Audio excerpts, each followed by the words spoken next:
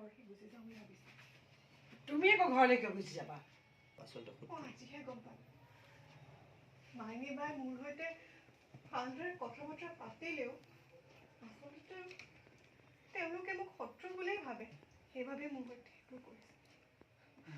মোৰ বেয়া চিন্তা কৰিবলৈ যাওঁতে তেওঁলোকৰতো টকা খৰচ হৈছে, সময় খৰচ হৈছে। সেইবোৰ কিয় কৰিব লাগে তেওঁলোকে?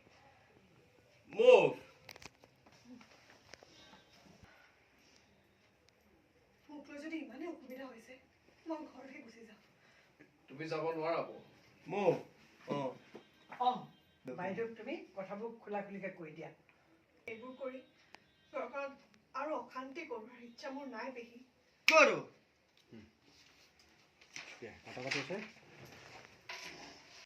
খালি এই ওপৰত খালি দিয়া হৈছে এইটো আৰু যোৱাচোন নহয়।